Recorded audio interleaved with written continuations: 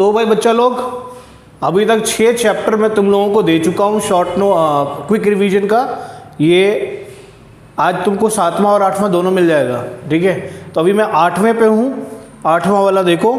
मैं तुम लोगों को भी कराऊंगा क्या, कंट्रोलिंग। ये क्विक रिवीजन सीरीज है, इसको अच्छे से मैं चाहता हूँ कि 10-15 मिनट में 20 मिनट में लगा करके नहीं चैप्टर पूरा कंप्लीट कर दूँ, ताकि आपको जो है ना पेपर में रिवीजन के टाइम में मदद आपकी हो जाए। तो अभी देखो, मैं अभी भी ड्यूटी पे हूँ। तुम लोग तो अपने अपने घरों में आराम से तैयारी कर रहे हो, लेकिन तुम लोग किन चीज़ों से तैयारी करो, तुम्हारे लिए मटेरियल मैं अभी भी प्रिपेयर कर रहा हूँ। सो इसलिए बेटा ध्यान रखना इस बात का, पढ़ाई करना अच्छे से, नंबर अच्छे अच्छे आने चाहिए, समझ गए। चलो फिर तो हम लोग शुरू करते हैं। Okay, controlling.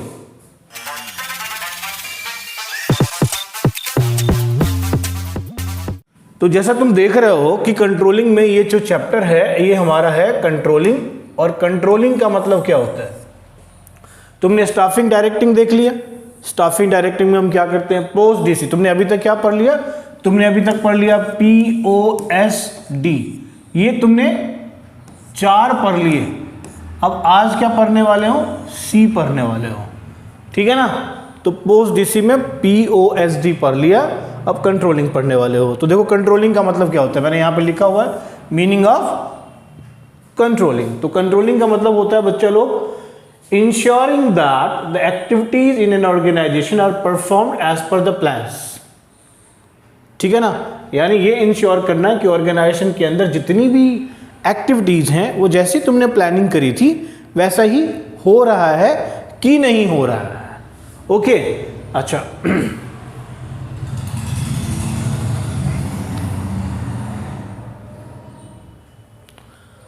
अब तुम क्या करोगे, तो कंट्रोलिंग के थोड़े से कैसी होती है कंट्रोलिंग उसके बारे में देखेंगे। ये इन बातों को ध्यान में रखेंगे।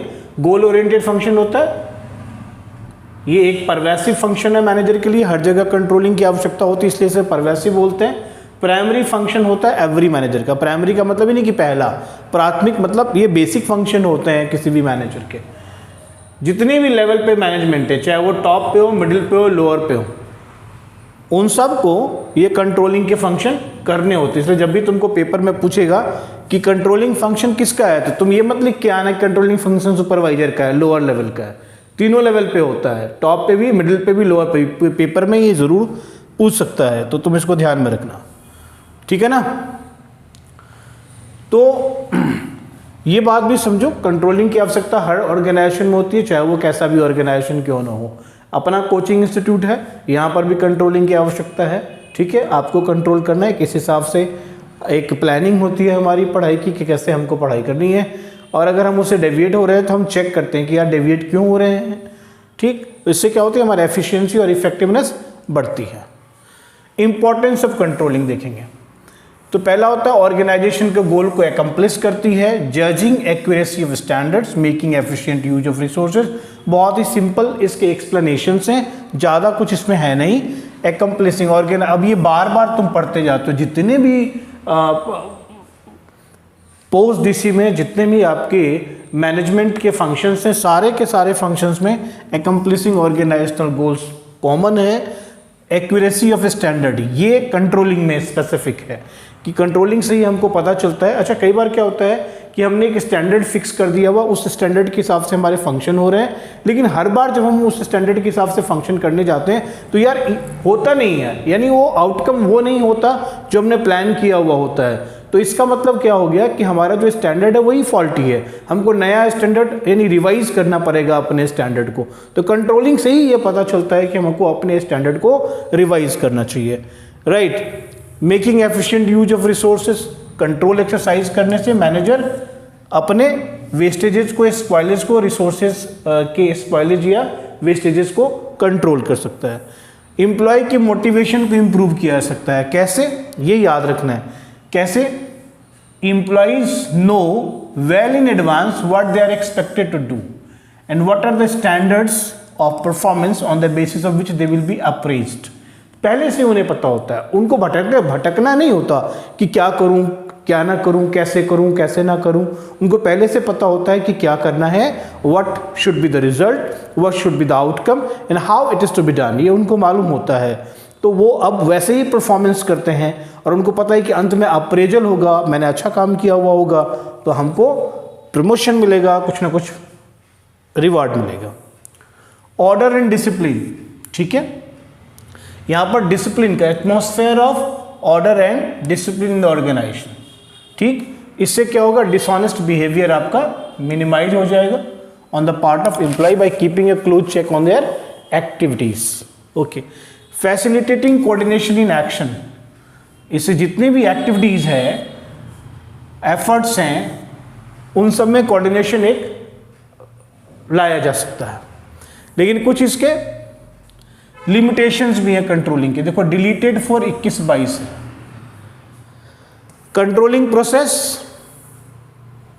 22-23 में आ रहा है तो इसको थोड़ा सा हम कर लेते हैं। Difficulty in setting quantitative standards, कई बार कंट्रोल सिस्टम से हम लोग क्वांटिटेटिव टर्म में थोड़ा मुश्किल हो जाता है हमको करना। ओके, अब मान लीजिए employ morale, job satisfaction, human behaviour, ये ऐसे एरियाज हैं, ये जो एरियाज मैंने के employ morale, job satisfaction, human behaviour, ये ऐसे एरियाज हैं जिनके लिए एक स्टैंडर्ड सेट करना बड़ा मुश्किल है, तो क्वांटिटेटिव स्टैंडर्ड सेट करना मुश्किल है। Little control on external factors, इससे आप बाहर के फैक्टर को कंट्रोल तो कर नहीं सकते। मान लीजिए कि कोई नेचुरल कैलामिटी है, आप उसको कंट्रोल नहीं कर सकते, जिसकी वजह से आपका बना बनाया काम बिगड़ गया, इसको आप कंट्रोल नहीं कर सकते। जो भी चीज़ें जो outside of the purview of the organisation that can which is not controllable, तो कंट्रोल सिस्टम में not be use there. Resistance for employees, देखो भाई साहब ये बहुत बड़ा प्रॉब्लम होता है ना। आपने क्या किया, आपने जगह जगह CCTV कैमरे लगा दिए। अब भाई साहब ये जो CCTV कैमरे लगा दिए ना, एम्प्लॉय कहता है कि यार अगर मैं कुछ कर रहा हूँ तो मैं हमेशा कैमरे की नज़र में हूँ, लिखा रहता है आप कैमरे की नज़र में हैं, सावधान। इससे उसको परेशानी होती है यार, उसकी प्राइवेसी चली जाती है, तो वो उत्तेजित होगा कि नहीं होगा, गुस्से में आएगा कि नहीं आएगा, तो बोलते हैं रेसिस्टेंस। कॉस्टली अफेयर होता है, कॉस्टली अफेयर है क्योंकि इसमें लॉट ऑफ एक्सपेंडिचर इन्वॉल्व है, टाइम इन्वॉल्व है, एफर्ट इन्वॉल्व है। तो जो छोटा ऑर्गेनाइजेशन है वो इस तरीके के कंट्रोल सिस्टम को इंस्टॉल करना उसके लिए मुश्किल है। एनीवेज आगे बढ़िए। कंट्रोलिंग का प्रोसेस क्या होता है बेटा, पहला प्रोसेस, दूसरा, तीसरा, चौथा और पांचवा, 5 प्रोसेस है बेटा, 5।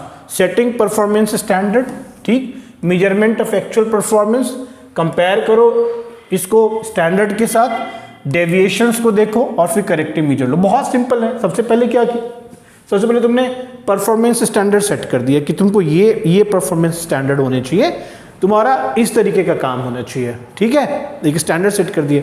अच्छा, अब वो जो स्टैंडर्ड है यहाँ एक्चुअल परफॉर्मेंस है, इस एक्चुअल परफॉर्मेंस को स्टैंडर्ड के साथ क्या किया आपने, पहले स्टैंडर्ड सेट कर दिया, फिर काम एग्जीक्यूट हो गया, तो जो भी काम हुआ एक्चुअली उसको मेजर करिए कि ये क्या हुआ है। तीसरा स्टेप, स्टैंडर्ड को एक्चुअल के साथ कंपेयर कीजिए, कंपेयर करने के बाद उसकी एनालिसिस कीजिए, एनालिसिस के बाद पता चलेगा कि क्या डेविएशन हुआ, अगर डेविएशन हुआ है तो करेक्टिव एक्शन लीजिए, ठीक है, करेक्टिव मेजर लीजिए, सिंपल। तो ये 4-5 स्टेप्स होंगे, याद रखना, ऑर्डर में याद रखना है, इसका ऊपर नीचे ऑर्डर नहीं होगा, सीक्वेंस नहीं होगा, ये सीक्वेंस में रहेगा। फाइन। देखिए एक छोटा सा मैंने केस ले लिया यहाँ पे क्वांटिटेटिव स्टैंडर्ड के लिए। At the time of setting standards a manager should try to set standards in a precise quantitative term. This should make their comparison with actual performance much easier. For example, reduction of defects from 10 in every 1000 piece produced to 5 in every 1000 pieces produced by the end of the quarter। कहने का मतलब ये हो गया कि आप ना precise यानी कि एग्जैक्ट आप बताओ कि 1000 पीस में से 10 डिफेक्ट जो है ना चलेगा, या 1000 में से 5 डिफेक्ट माने चलेगा पर क्वार्टर, तो प्रिसाइजली बताओ तो पता चले। ये हो गया हमारा क्वांटिटेटिव स्टैंडर्ड के लिए, जहां पर आपने नंबर की बात करी, एक प्रिसाइज नंबर ले लिया। दूसरा हमने क्वालिटेटिव स्टैंडर्ड के लिए। अब आपको ये प्रश्न में पूछेगा कि क्वांटिटेटिव स्टैंडर्ड के लिए एग्जांपल दिया हुआ रहेगा कि ये क्वांटिटेटिव स्टैंडर्ड है या क्वालिटेटिव स्टैंडर्ड है। आप यूं कि स्मार्ट बच्चे हो तो आप सीधे पता लगा लोगे कि जिसमें नंबर्स होंगे ये क्वांटिटेटिव होगा, और जिसके अंदर हमको कुछ और दूसरी चीज़ें दी हुई होंगी वो क्वालिटेटिव होगा। सो क्वालिटेटिव का मतलब सेट, अब जैसे आप खाना खाने जाते हो, है ना, किसी ढाबे में खाना खाने जाते हो, किसी रेस्टोरेंट में खाना खाने जाते हो, है ना, या कहीं की चाय पीते हो, तो एक क्वालिटी स्टैंडर्ड होता है, ठीक है। और अगर उस स्टैंडर्ड से आपको सर्विसेज नहीं मिलती या खाना नहीं मिलता है तो इसका मतलब है कि इसकी क्वालिटी जो है वो कम है, या आज जो एक स्टैंडर्ड सेट किया हुआ है ऑर्गेनाइजेशन ने, आज कुक ने जो खाना बनाया उस स्टैंडर्ड का है कि नहीं है, नमक उतना है कि नहीं है, स्पाइसेस का सही से प्रयोग किया गया हुआ है कि नहीं किया गया हुआ है, ये तमाम चीज़ें चेक हुई। That is what called qualitative, ठीक है ना।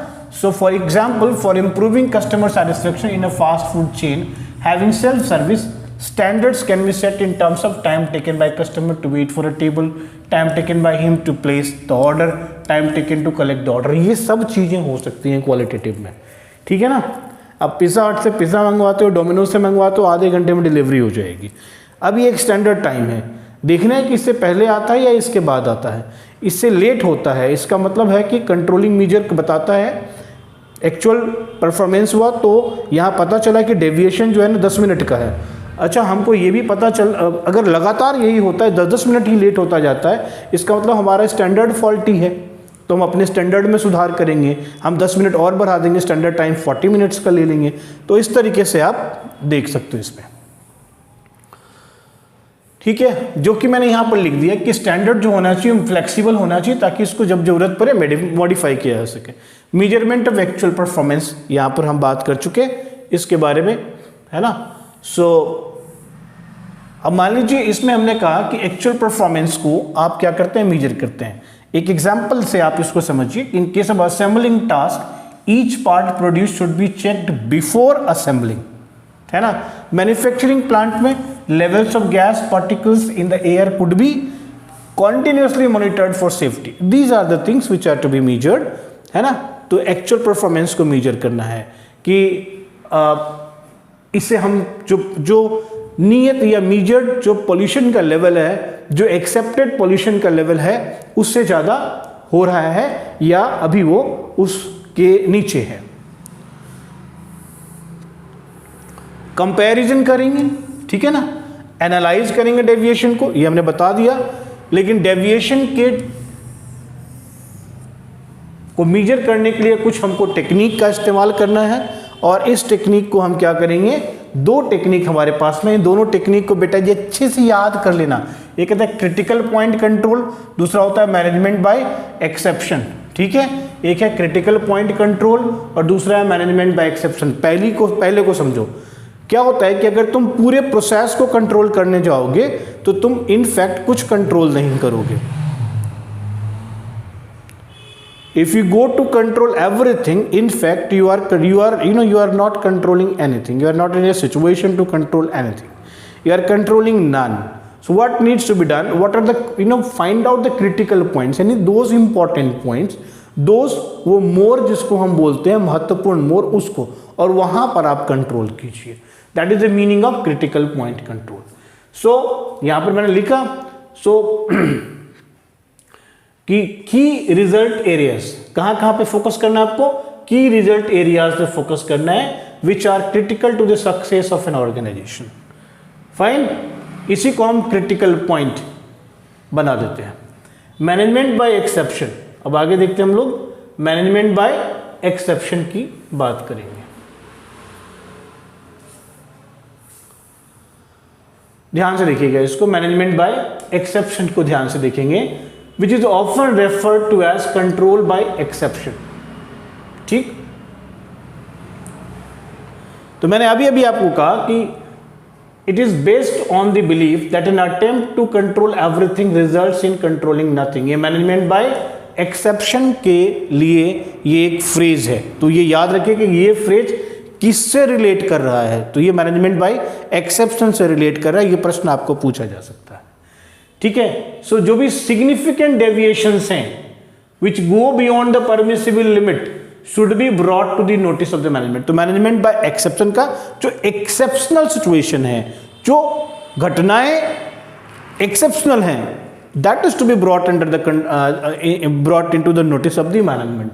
And there you put the controlling measure. अब इसमें एक एग्जांपल हमने लिया, सो ये plans lay down 2% increase in labour cost. बस ध्यान से देखिएगा इसको, ये बहुत इंपॉर्टेंट है, ठीक है। इस बात को जो मैं बताने जा रहा हूं, ये काफी इंपॉर्टेंट बात बताने जा रहा हूं, इसको सीरियसली लीजिएगा आप लोग और इस एग्जांपल को सीरियसली समझिएगा कि मान लीजिए लेबर कॉस्ट है, एक आपने ले लिया लेबर कॉस्ट। अगर मित्रों ये लेबर कॉस्ट 2% से इंक्रीज हो रहा हो, ठीक है, कितने से 2% से इंक्रीज हो रहा हो, should be brought to the notice of the management, है ना। तो नहीं, मैंने यहां कहा कि plan lays down 2% increase in labour cost as an acceptable range of deviation in a manufacturing organisation. तो आपने कहा कि 2% का लेबर कॉस्ट जो है वो एक्सेप्टेबल है, रेंज है, लेकिन 2% से ऊपर जब जाएगा तो it should be brought to the notice of the management. लेकिन मेजर डेविएशन अगर हो, यानी अगर 5% हो जाए तो matter has to receive immediate action, ठीक है ना, प्रायोरिटी बेसिस पे। तो मैनेजमेंट बाय एक्सेप्शन का मतलब you don't try to control each and everything, है ना, so you end up controlling nothing. What you need to do there, try to understand this by this particular example, that you have allowed 2% rise in the price in the labor cost. If it is rising beyond 2%, notice it, and if it goes beyond 5%, it's an alarming situation. It needs an immediate check. Taking corrective action, तो corrective action लीजिए और बात को खत्म कीजिए। Controlling process में क्या है, फाइनल स्टेप है करेक्टिव एक्शन लेना। अगर डेविएशन एक्सेप्टेबल लिमिट में है तो कोई करेक्टिव एक्शन नहीं, लेकिन अगर deviation go beyond the acceptable range, अगर आपका बियॉन्ड एक्सेप्टेबल रेंज हो जाता है, एक्सेप्टेबल रेंज से बाहर चला जाता है, अगर इंपॉर्टेंट एरियाज हैं तो, की रिजल्ट एरियाज हैं तो यहां पर इमीडिएट मैनेजरियल अटेंशन होना चाहिए, ताकि डेविएशन को हम क्या कर सके, कंट्रोल कर सके, जो हमारा लिमिट है उस लिमिट में हम लेके आ जाए।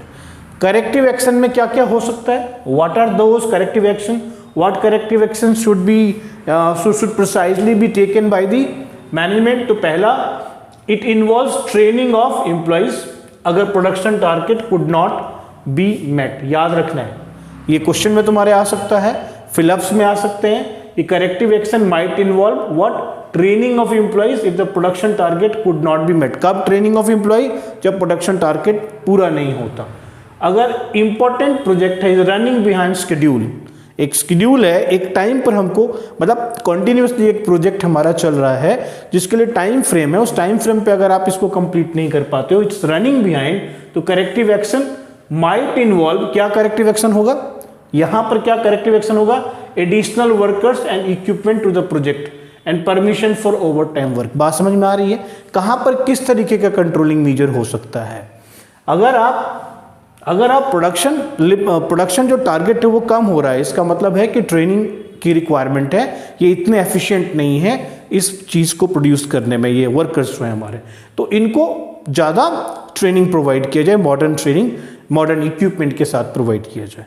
दूसरी बात, अगर कोई प्रोजेक्ट बिहाइंड द शेड्यूल चल रहा है तो आपको क्या करना चाहिए, एडिशनल वर्कर्स लगाने चाहिए, इक्विपमेंट्स अवेलेबल करवाने चाहिए, और आपको क्या करना चाहिए, तो फंड्स देने चाहिए, ओवर टाइम वर्क करने की आज़ादी देनी चाहिए, छूट देनी चाहिए।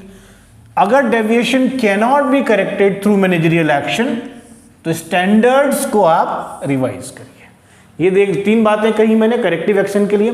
पहला मैंने कहा कि अगर deviations within acceptable limit है, no need to go for any correction.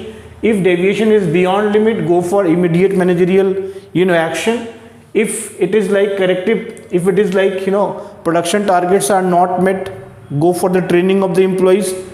If the project is behind the schedule, running behind the schedule, then do these necessary things. And at all the deviation cannot be worked out, what needs to be done? The standards must be reset. भाई इसको factory setting में जाओ, reset मारो, दोबारा से phone तेरा चालू, updated version के साथ। ओके, तो बच्चों कंट्रोलिंग का चैप्टर आपने देखा, ये आपका फिनिश हो गया, और इसके साथ ही थैंक यू वेरी मच। और आप ये बात, थैंक यू, अरे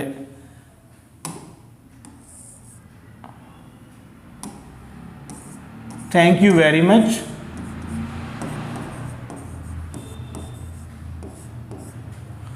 इस बात को ध्यान से देखो, ये बहुत ही छोटा सा चैप्टर है, लेकिन इसमें से क्वेश्चन 3 नंबर के पूछे जा सकते हैं, इसलिए आप इस चैप्टर पर खासा ध्यान दीजिएगा। लूज़ नहीं करना है मार्क्स, आपको कहीं भी लूज़ नहीं करना है। ये एक ऐसा सब्जेक्ट है, अगर ढंग से आपने उसको ध्यान से पढ़ा तो you can score a very very good marks, right. So thank you very much, and this is all from my side for today. Okay, bye guys.